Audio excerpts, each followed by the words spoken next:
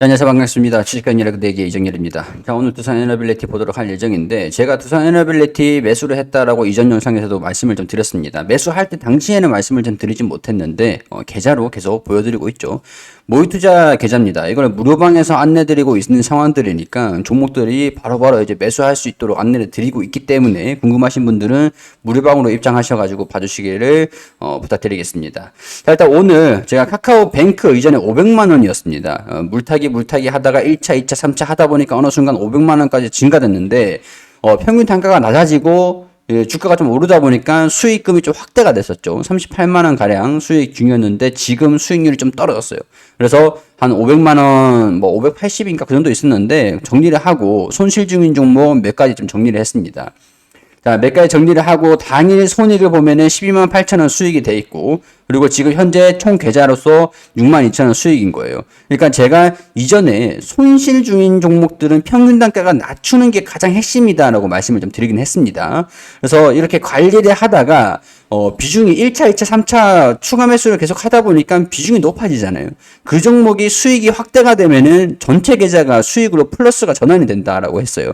그냥 계좌를 관리하는 핵심을 설명을 드리긴 했었는데, 지금 이렇게 수익 나는 종목이랑 손실 나는 종목에는 같이 팔면서 지금 이제 마이너스 4%, 4.2% 이게 최대 손실이에요.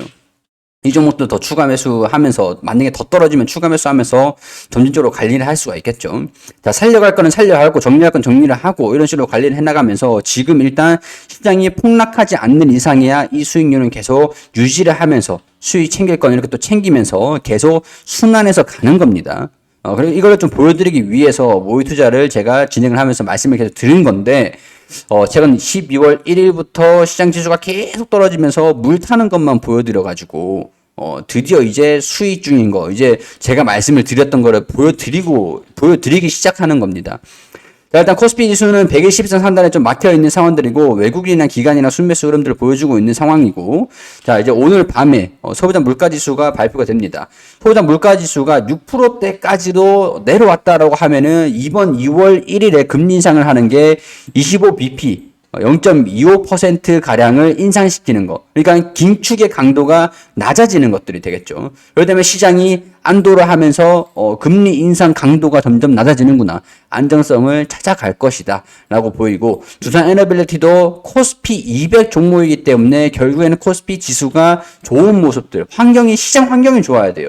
우리 주식 시장이라고 하잖아요. 그러니까 시장 환경이 좋아야 주가가 올라갈 가능성들이 크다라는 것들이죠. 자, 이제는 제가 여기 이 부분 12월 8일쯤에 매수를 했다가 반등이 살짝 나오고 17,000원대 정리를 했다라고 말씀을 드리고 했었어요.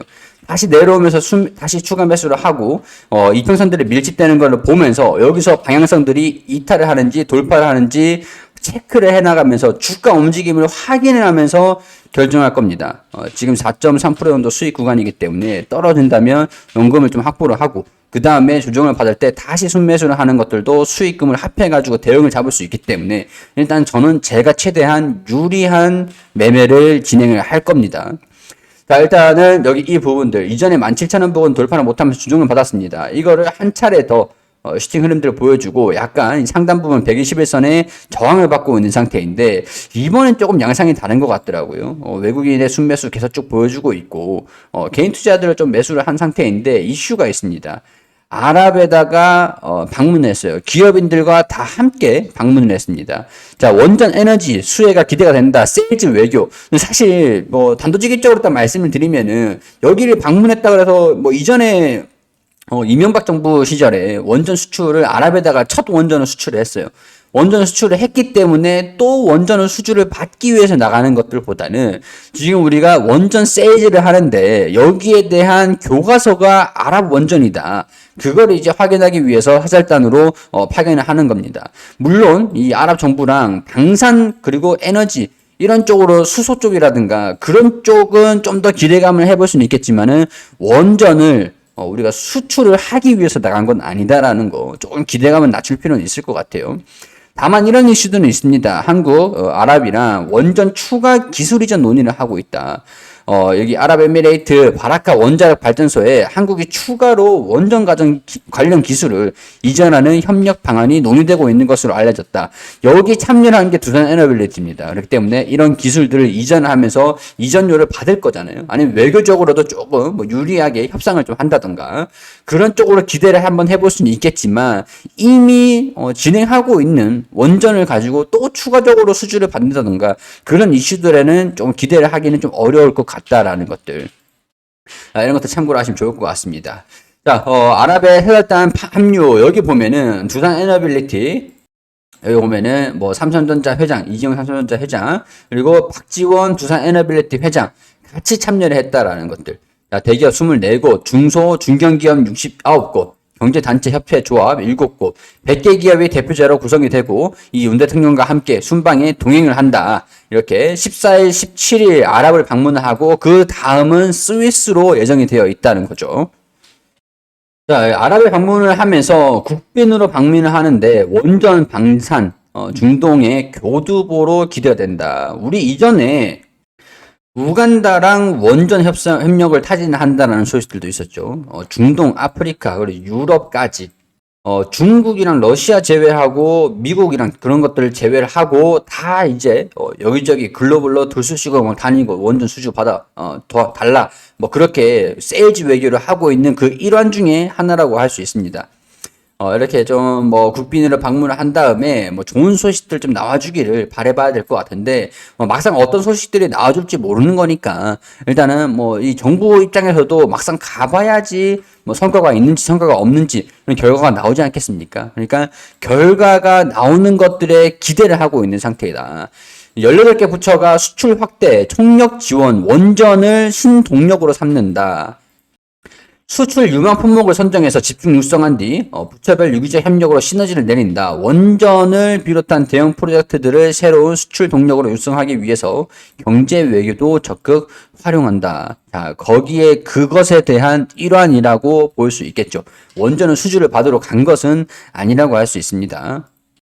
자, 반면에 한편으로 2022년도 원자력 발전 100서 6년 만에 발간. 우리 탈원전하면서 원전이 굉장히 좀 어려운 시기를 보냈습니다. 근데 원자력 발전 100서가 발간되면서 다시 원전에 그만큼 공을 들이고 있다라는 것들 체크를 할 수 있는 내용들인데 지금 뭐 좋은 소식들을 말씀을 드리려고 최대한 노력을 했는데 물론 안 좋은 소식들이 있습니다. 저는 항상 좋은 소식들이 있으면은 우리 불안 요인들 불완전한 요소들 그런 것들을 함께 설명을 드리고 여러분들께 판단하시라고 말씀을 드리는 거잖아요.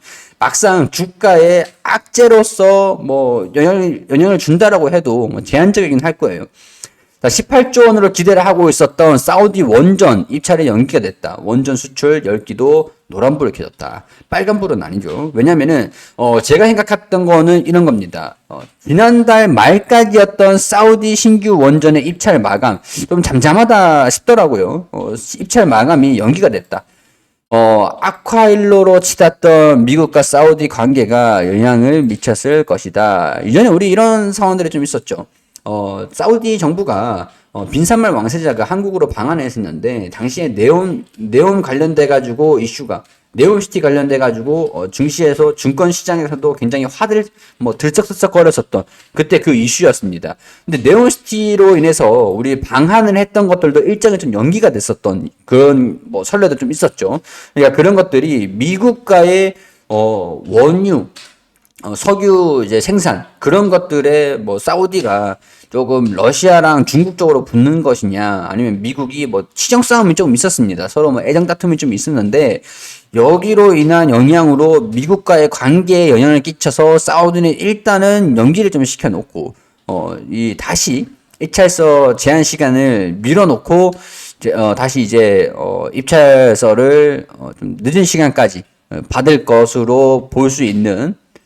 자, 일단은 여기 보면은 한전은 팀코리아 꾸려서 발주 조건에 맞춰 입찰서를 작성해 돌입한 상태였다. 하지만 정부 당국이 한전이 입찰서 제출 여부를 놓고 말을 아끼자 업계 안팎으로 궁금증이 커졌다. 사우디 원전의 입찰 연기와 관련해 정부는 극도로 신중한 입장을 보인다. 왜냐하면 사우디하고 미국과의 관계를 한국이 갑자기 끼어들기는 할 수는 없는 거니까 말은 아낀 거다라고 볼 수 있습니다. 자, 사우디가 주도하는 오펙 플러스 미국 정부의 만류에도 원유 감산을 결정을 했다. 뭐 당시에 뭐 네가 이거 공개를 하면 안 되는데 너가 왜 공개를 했냐? 그럼 너는 왜 공개를 했냐? 뭐 이런 막 싸움들이 좀 있었는데 일단 그건 뭐 중요한 건 아니니까. 지금 이제 앞으로 중요한 것들은 사우디 원전 입찰 일정이 재개되기를 기다리는 것보단 원전 사업 개발 역량을 끌어올리는 데 집중을 해야 된다. 오히려 이런 것들이 기회가 될 수 있는, 우리가 좀 준비를 더 완벽하게 할 수 있는 기회가 될 수 있는 그런 이슈라고 할 수 있을 것 같습니다.